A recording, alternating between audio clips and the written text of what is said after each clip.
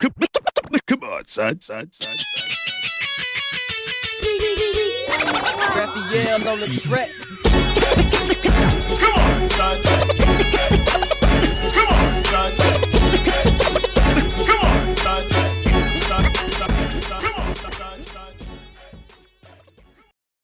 What's up, y'all? This is Ed Lover. It's time for another Come On, Son, the podcast.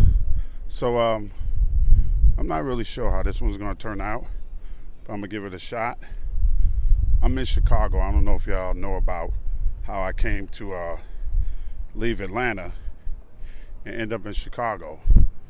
Well, to give you a brief summarization of how it happened, I will in a minute. But first, let me remind you that this podcast is brought to you by CigarsInternational.com.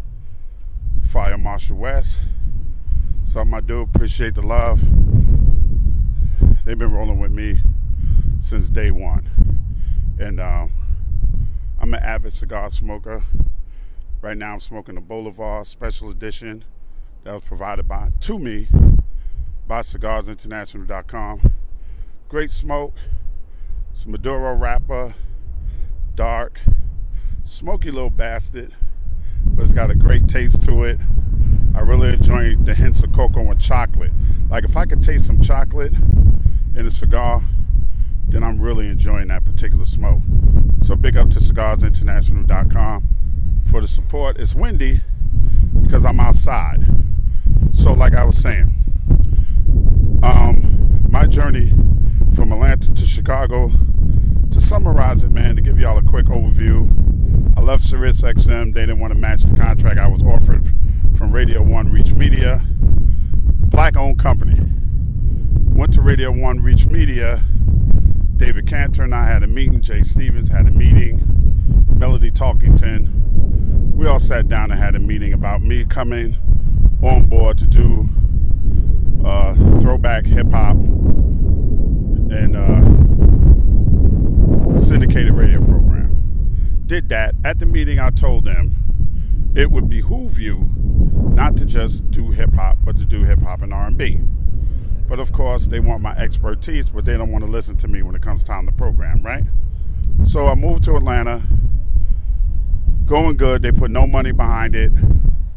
Thought everything was going to just work itself out. About a year into the deal, Alfred Liggins, the CEO of the company, gets on a conference call and goes, we were the first to get into the throwback hip-hop business, and we'll be the first ones out of it. So right there gave me a red flag that it wasn't going to last long.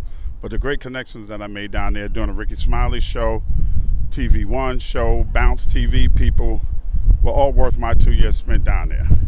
Of course, here we go with hip-hop culture and black music being programmed by somebody white. Now, I know I got a lot of white fans, so I don't want y'all to take this the wrong way. If you're white and you've been part of the culture from the inception of the culture, or you know it, like say a dude like Eminem, right?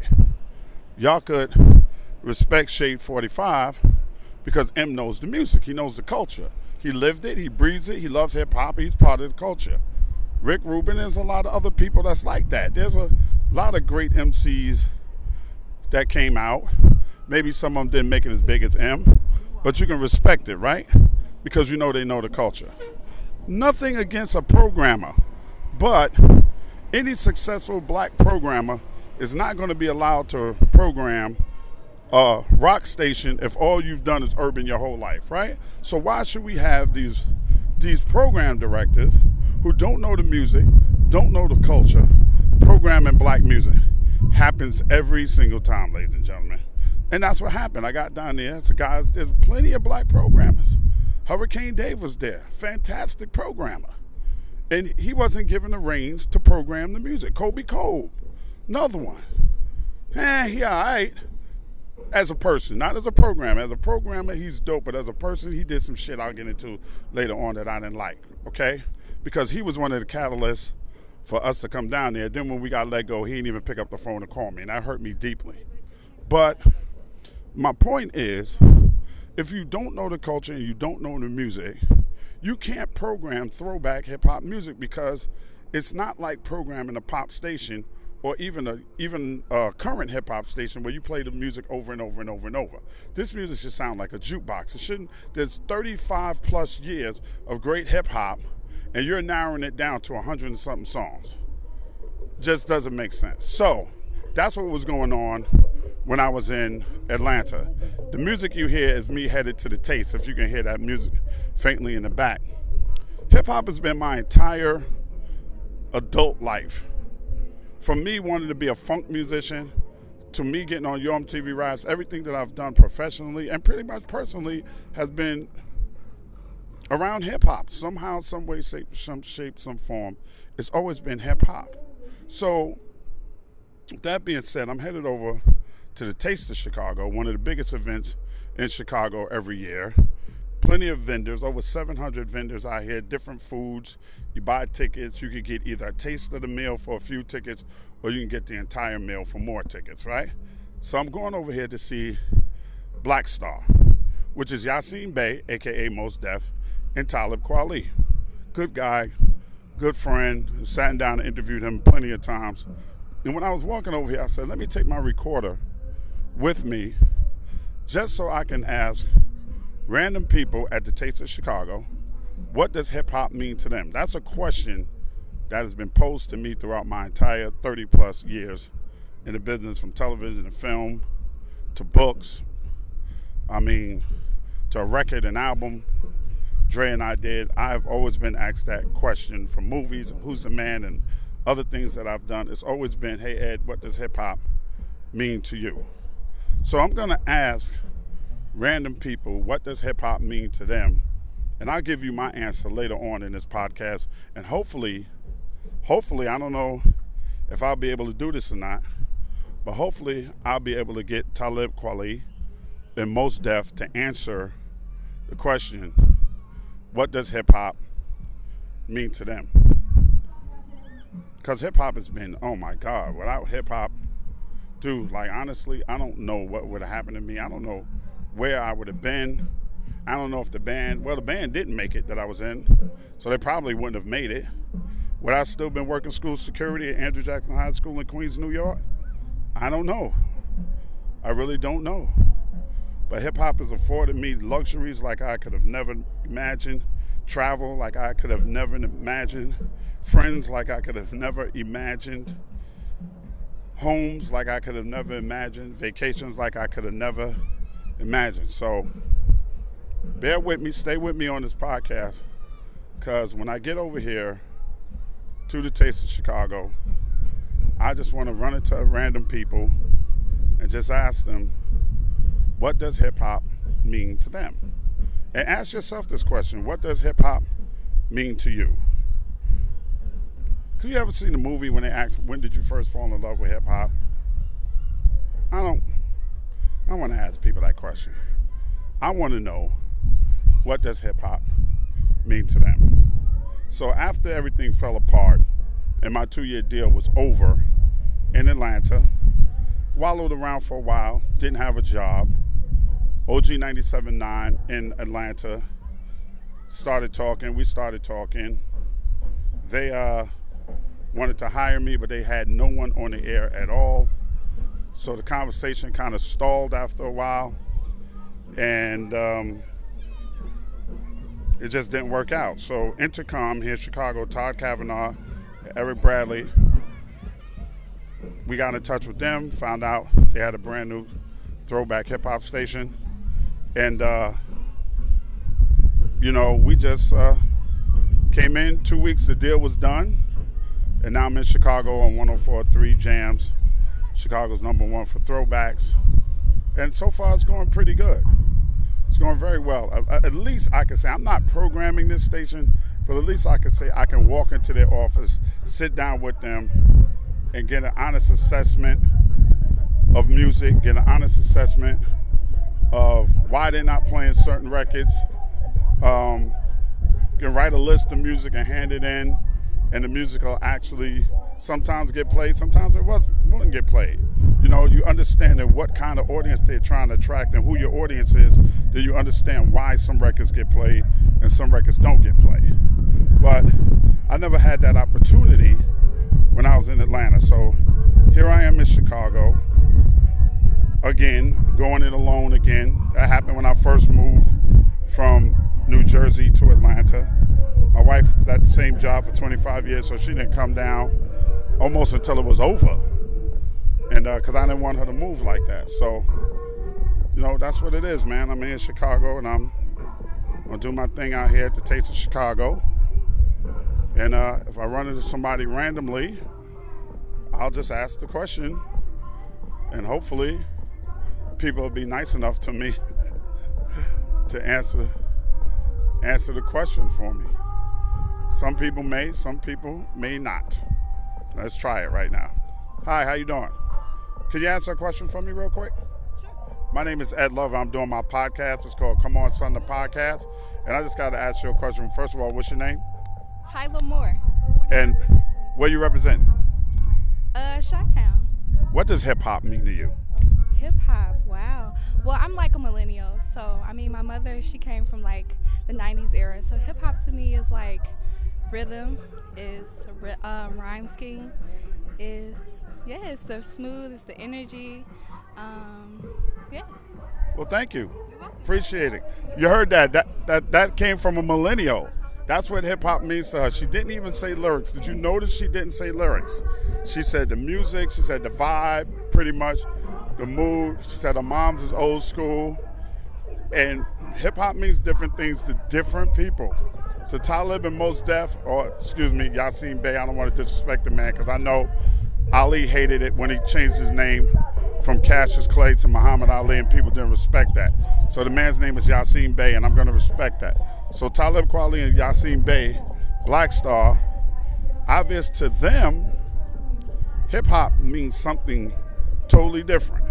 I may run into people out here that don't like hip-hop at all. That was a young African-American sister. I could pretty much gauge that she liked the music. So I asked her. She's the first person that I asked. I'm gonna see if I can get people from different walks of life, maybe some Latinos, and you know, maybe some Caucasian people, and I'm quite sure I'll get a different answer every time. And I don't want them to give me an answer that they think I want. See, to me, that's the worst. When somebody gives you an answer they think you want, you're not going to get the right answer. So we're getting closer to the Taste of Chicago, which is downtown Chicago. Many city streets have been blocked off. Many city streets are blocked off. And that's because thousands of people that came out here to check it out, you know? Hey, how you doing, bro? Well, I'm right in the middle of podcasting right now, but you're gonna answer a question for me. What's up? So I'm doing my podcast because I'm going over to see Black Star right now, and it got me to thinking that hip hop means different things to a lot of different people. First of all, what's your name? Mike. Where you coming from, Mike? Southside.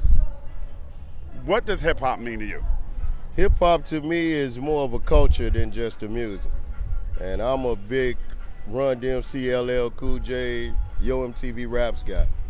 So it's more the 80s with Fab Five Freddy, you guys, the 70s with Melly Mel, and it's more just a culture. It ain't just the music. Now, I'm not a big fan of the new trap stuff because I really don't know what they're saying, but I'm not gonna knock nobody hustle. Absolutely. You see that everything is different for everybody. Let's take this picture of my brother Mike. Mike is working security right here at the Taste of Chicago. We're about to snap this flick. And that was a totally different answer if you guys have been listening to this podcast. It's a totally different answer than a millennial just gave me about 2 minutes ago. Hip hop is different for everybody. Hip hop has always been different, man. So y'all enjoy yourselves, gentlemen. Nice to see you. So far, so good, brother. Chicago's been good to me. Yeah, absolutely, bro. So I'm gonna keep on keeping on. I'm gonna try to see some different people out here and get different answers to the question that has been plaguing the world for quite some time now. What does hip hop mean to you? We're getting ready to step right on into this fest. Check everything out. There's a lot of good food. A lot of good people out here, of course. Some people are leaving, some people are coming. But that's just the nature of the Taste of Chicago. It's the nature of the beast, baby. So as we keep it moving, you hear a lot of things from a lot of different people. Some good, some bad. I mean, you might run. I mean, probably gonna run into somebody out here that doesn't like hip hop at all. See, it's easy when I talk to somebody that recognizes me. It's a little more difficult when you talking to people that have no idea who you are. You have to introduce yourself. I think that's the hardest part. So I'm working through right now. I got to open my bag. So man, persons, whatever you can, open it up. I'm trying to do my thing right now. You know, trying to do my thing as I move through, talking to different people. I don't want to ask just African Americans because I don't think that's a fair assessment of hip hop at all. Well, it's a worldwide music, has been a worldwide music for quite some time. So I just want to ask a lot of people. Sir, excuse me. How you doing? My name is Ed Lover. I'm sorry, I got with the friends. Okay, I just wanted to ask you a quick question. See, there's somebody that did not want to talk to me whatsoever about music, hip hop, or anything else. He said he was with some friends. Caucasian man, you're going to get that. It's cool. Plenty of other people out here to talk to. Hundreds of thousands of people out here. Actually, let me talk to this man over here. He's selling souvenirs real quick. All right. How you doing? Can I get a moment of your time? I'm trying to do my podcast. My name is Ed Lover. How are you? Good, man. I just want to ask you a quick question. What's your name? Max. Max, what does hip-hop mean to you? You can like it or not like it. Shit, this is an awesome question. All right, so I make music myself. I actually make hip-hop. I rap myself. Man, that's an awesome question. So to make it as short as possible, hip-hop to me, to be honest, and musical in general, but especially hip-hop because it uses like a lot of spoken stories to get its point across. I think it's honestly the closest thing to what I would think magic is in the real life, because I think the transformation and like the transferring of emotions and like for something to be able to give somebody an emotion to make you happy, to make you sad in any situation, I think that's the closest thing that is like to magic, to be honest. Because I mean, what else is there? Like to feel happy, to feel sad, for something to give you that, I think that's a really amazing thing. Well, that was a great answer, bro. Tell everybody how they can find you and check out your music. You can find me on SoundCloud. My name's Swell, SWELL. I'm like the 4th artist down. I got my hands on my face. And also, very, very soon, be looking out on Lost TV. It's a YouTube channel. Of this dude named Pat Banahan. He makes super, super raw-ass videos. He's gonna be making me a video very, very shortly. So yeah, be on the lookout for that. Swell, thank you, brother. Appreciate it as I continue my quest through the taste of Chicago. Now, you see, the first guy that didn't want to talk to me was a white boy. Second guy I just talked to, Swell, also a white boy. But he's an artist. Totally different thing. First dude just totally blew me off, but would probably ride my dick if he turned around and realized who I was. But I get that all the time. Then I would probably tell him to go fuck himself. But, because he was rude. He could have said, no, I don't want that. No, hey, guy, I'm with my friends. Well, fuck you. All right, we'll keep it moving. But you see, you got totally different answers from different people. You got my man that was out there doing security. You got the first young black millennial chick that I asked. And then you got the guy that's an actual artist that was working out there selling souvenirs at the Taste of Chicago. And hip-hop means something totally different to him than to other people. That's what it's all about, man. It's all about what the music means to you and how the music moves you, how the music makes you feel. I'm gonna try to run it to a couple of Latina people, and if you don't like hip-hop, you can say you don't even like it. Like, it's not everybody's cup of tea. I'm a music guy. I like all genres of music, but you're not going to catch me bumping classical now. When I'm listening to classical, I'm in a certain mood, doing a certain thing. I love jazz. Christian McBride, it's my dude. Love him. He does his thing. He's very dope when it comes to it. So I ain't got nothing but respect for him. And, you know, I told you, like I said, my quest while I'm out here is to try to get at Yasin Bey and Talib Kewli to ask them what does hip hop mean to them. A lot of people, so many thousands of people out here, man. It's crazy. Music is playing in the background. There's a lot of people out here. So I'll be back with y'all. Hopefully we can get Yasin Bey and Talib Kewli to tell us what hip hop means to them. Right here on Come On Son, the podcast. Come on, son. So I'm back. Come On Son, the podcast. And hopefully I can get this question answered from the one and only Yasin Bey is here right in time doing my podcast live right now. What's bro. happening? Oh, you on the air right I'm on now? air, so check it, right? So walking over here, and I was hoping I'd get an opportunity to talk to you and Talib, because there's a question that's been on my mind that somebody asks me every time they run into me. And that question is, what does hip-hop mean to you? Like, you've been making a living off of hip-hop probably just as long as I have. And Well, that's a not that blessing. long, but pretty long. Pretty long. Pretty long. So what does this music, what does this art form mean to Yasin Bey? Wow, that's a pretty big question. We'll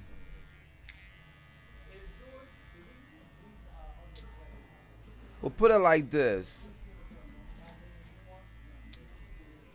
When I was growing up, I remember being about 7, 8 years old.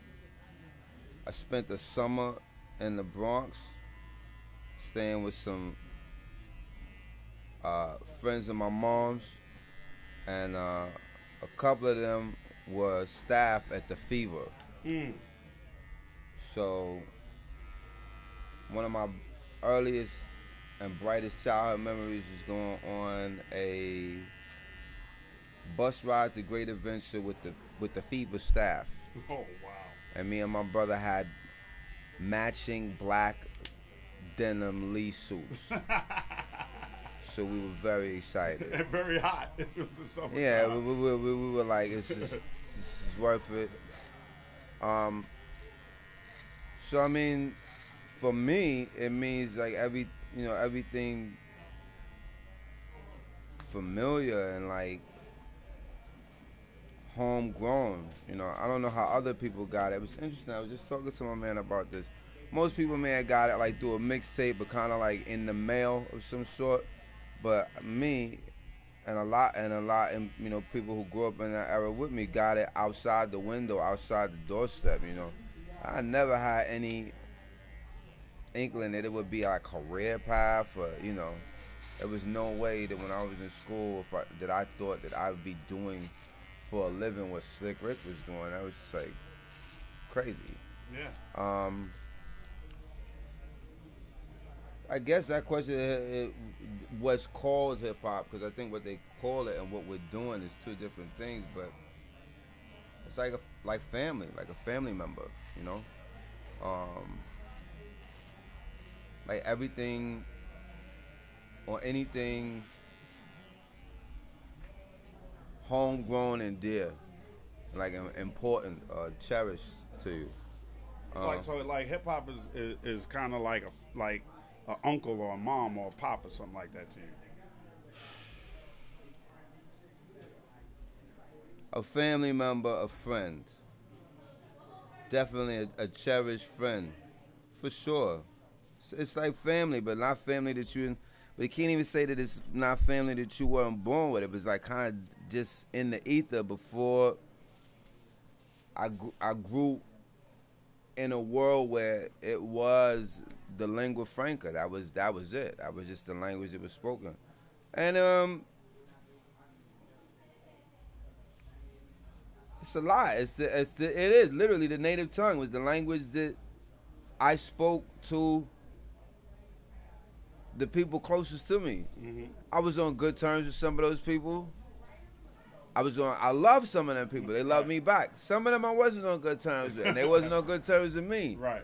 But whether we were expressing love, admiration, and frustration with one another, this was the glossary, the vocabulary that we used to do that. Can you remember the exact moment when you decided to be an MC? Because you're an MC, you're not a rapper. You're an MC. Well, That's very kind. I mean, they give those distinctions. I just wanted to be a writer. I just wanted to write because it was something I enjoyed doing.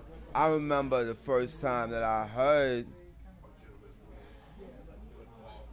It was a few moments. One was hearing "It's Like That" by Run DMC in the Bronx, and the name of that song for me might as well have been "What Is That?" because that was my response. Like, what is that? What is that?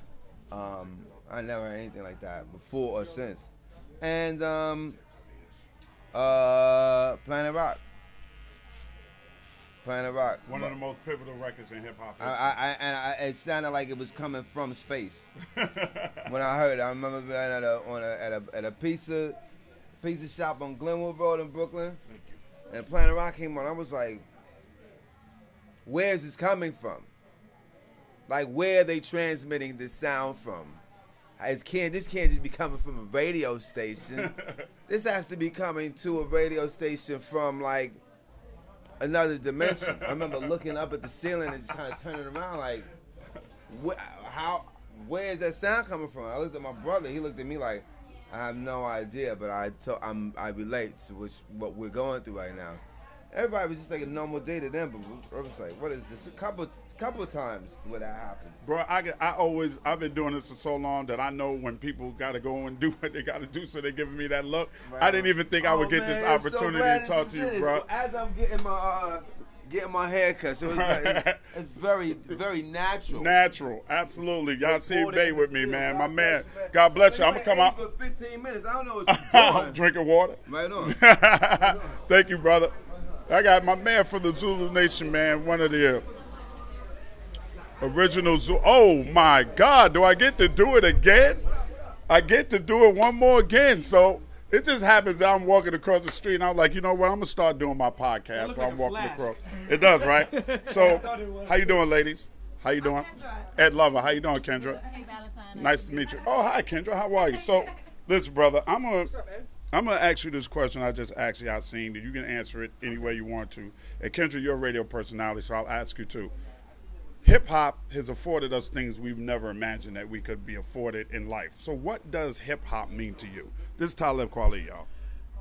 Hip-hop means freedom, honesty, and opportunity. That's what it means to me. Freedom, opportunity, and honesty. What's honest about it? Because you don't really get successful in hip-hop unless you're staying true to yourself. Like the hip-hop aesthetic, at least the one that I grew up on, was originality. And we were just talking about clothing and how people might not like Andre 3000 clothes, but nobody could front on him when it comes to that hip-hop. You know what I'm saying? It's right. Like for me, hip-hop has made me more honest with myself. You know what I'm saying? Like my name is Talib Kewli. My rap name is Talib Kewli. So on that stage, I gotta be my best self. And if I try to be another artist, that's when I start to fall off or fail. If I try to follow what somebody else do, you know, I feel like the best hip hop artists are speaking from within. And that's what you want. You want your favorite hip hop artist to be honest with himself. Fans can be seductive. They'll tell you, "Oh, do an album just like last time, or do a hit record like this guy, or this guy's on the radio, he's popping, do it like this." But when you do that, they get bored and they don't feel challenged by you anymore. They move on to the next hot thing. Why do you think you're one of the most respected MCs in the game? You think just being who you are? Yeah, just the honesty, and because I outwork people. You know what I'm saying? Like there's people who I look up to, and I'm like, that I'm amazed and even a bit jealous of their talent. I'm like, it's talent. But I love it so much. I have so much ambition that even if I don't feel like I'm as talented as you, I'm gonna work hard enough so that my ambition puts me on that stage with you. Thank you, brother. Appreciate it. Now, this is Kay Valentine. She's an artist. Hey, Kay. How you doing, Kay? Yeah, let me get your viewpoint, and then Kendra, I'll talk to you. Tell me what does hip hop mean to an artist like you? Hip hop gives you, I guess I would have the same answers as him, just about because it does give you an opportunity to speak to those who are unspoken for. It gives you the opportunity to be honest, but I think it gives, especially in today's hip hop, there's so many artists that follow the trends, and they are the quote unquote popular ones. And so the ones like me who have lyrics and who have, you know, meaning behind and substance in my raps, I get overlooked a lot of times. But I think for the people that do hear me, it's important, you know what I mean? And I feel like I touch them because I'm talking real, you know, real shit. Right. Yeah. How about you, Kendra? You've been doing this thing in the entertainment business for quite some time now. On the radio, still here in Chicago. Yes. All right, tell everybody the station. My name is Kendra G. Morning show on WGCI. Direct competition to the Ed Lover Morning Show. No, but never it's all love. competition. It's Yeah. all love. It's friendly. It's friendly Yes, competition. yes. Push each other to be the best. Yeah, absolutely. Tell me what is hip hop meant to you throughout your entire. You know what? I was listening to everybody answer, and a couple of things. First thing that came to my mind was the voice to the voiceless. Because think about it, like, you know, when Kanye speaks, the whole world like listens to what he has to say, whether you disagree or agree. You mean even when he says some dumb shit like slavery was a choice? Exactly. I still want to choke the shit out of him. No, but that's a perfect example, because when he said that, everybody was listening. That's why we were so upset. That's why I was particularly mad at Kanye, because there's very rare people, like Kanye has what I call the Oprah factor. Like when he talks, everyone, black, white, no matter what color you are, they listen to thing, right? what they listen to what he says. So it's so important that, to me, he says something that pushes the culture forward. But let's just say if Kanye wasn't a rapper, we probably wouldn't even care about what he's talking about. So for some reason, hip hop artists have the art of getting everyone's attention. And then the second thing I want to say is trendsetters. Like, I remember back in the day, we used to always say that, you know, Elvis stole this from different artists. Oh, he didn't create it. Vulture. Yeah, you know, but I feel like with hip hop, we put our stamp on it. We decide what's hot, and then the whole world follows. Exactly what we did for Timberland a long time ago, when Timberland was like, we make these boots for construction, we don't make them for style. And everybody was like, really, Timberland? Like, we're buying all these Timberlands and this is how you feel about it? And then all of a sudden, once we made that construction boot very popular, they started making colors. Right. Because we started wearing colors. You know, black people love colors. So they start doing colors, yeah. Right. So I understand where you're coming from. So I just feel like, you know, I mean, I'm fortunate enough to be in this industry as long as I have been. It's been a blessing. How long has it been? God, like, I started off in college, so I'm about to, y'all gonna figure out my age when I give you the years, but at least 18 years now. That's a blessing. At least 18 years. So I'm really grateful for the people like the Russell Simmons and the people that was in the very beginning that made this what it is today, because I'm a branch off of the tree that they planted. So I'm just forever grateful, and I'm so happy to like be really talking to you. Cool. We might have met before, but I think this is our first time in conversation. And never a competition. It's always love. Welcome to Chicago. I know you're doing your thing. Thank you. And happy that you're in the city. Thank you. Yes. And that's coming from a staple here in the city, and that's greatly appreciated. Let me tell you something, folks. Okay. Hip hop, you heard it from Talib Kewli, you heard it from Yasin Bey, you heard it from Kendra G, you heard it from a lot of people, man. I'm getting ready to talk to a brother that was an almighty Zulu Nation, and he's going to tell us what hip hop means to him, and that's very, very special, man. And I didn't think I was going to be able to pull this off, but I did. And we're going to wrap some more stuff around it. I'm going to talk to y'all some more. I'm going to get some more opinions from different people. And I'm going to go out here, and I am going to enjoy Black Star, because I haven't seen Black Star perform in a long time. And I am looking forward to this. This is hip-hop, man, and this is Come On Son, the podcast. Y'all know who it is. It's me, Ed Lover. Come on, son. So I went to the concert. It was in the park. It was packed. It was so many different shades of human beings out there. That is one of the most beautiful experiences ever. And let me tell y'all something. I haven't seen Black Star together in a long time. Now, I've seen Yasin Bey perform. I've seen Talib perform by himself. But it is the first time in a long time that I have seen Black Star performed together, and they were magnificent. I mean, Yasin Bey is just magnetic. Like when you're standing there watching him, he's more of an MC. It's almost like watching a male version of Lauryn Hill, because he can sing, he can rap his ass off. The performance and the synergy between those two guys are absolutely phenomenal. The crowd was into it. It was sold out. People was going crazy. The people that were behind us was just standing up against the fence all the way as far as the eye could see, just watching what I call complete, pure hip-hop. It is absolutely worth seeing Black Star perform if they go on tour. I did have one disappointment. And that one disappointment was that Yasin Bey, a.k.a. Mos Def, did not do Miss Fat Booty. And I was waiting for that song. It's one of my favorite songs by him. And he didn't perform it, but he did do Umi. And he ended the show on Umi, and Umi Says everybody loves that song. I mean, they rocked Black Star Classics. Talib did Just to Get By. The way they did the intro to Just to Get By when they played the sample and everybody was clapping and clapping, they just had everybody doing like this off-rhythm clap. And then they just went into the song, and you know the song, and everybody just kind of lost it. But when they did, and they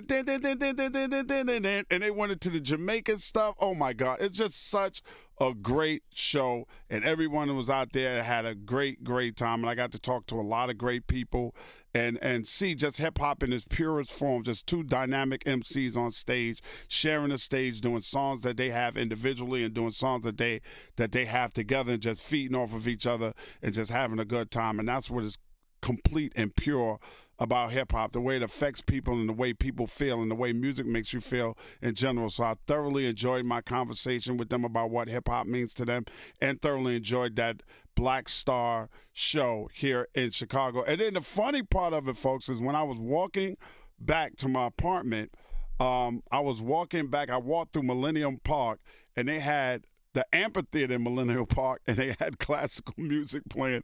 And some lady was on the stage like, I was like, look at this complete contrast of all of these people just sitting there with their wine and their brie and their little chairs and their children scampering about, listening to this classical music, while right behind them on stage, people were just going the hell off, just loving hip-hop. What a contrast in two music forms. So I really enjoyed it, and thanks to Yasin Bey and Talib Kewli and Kendra G and Kelly Starr and everybody else that answered that question for me that day. What does hip-hop mean to you? I'm Ed Lover. This is Come On Side, the podcast. Now get the fuck out of here with that bullshit. This Ed Lover podcast is being done in conjunction with Cigars International. Make sure you check out cigarsinternational.com for all your cigar needs. This episode of Come On Son, the podcast, is produced and engineered by co-executive producers Kimana Paulus and Krista Hayes. Recorded at Mean Street Studios in downtown Atlanta, Georgia. This is an official Loudspeakers Network podcast.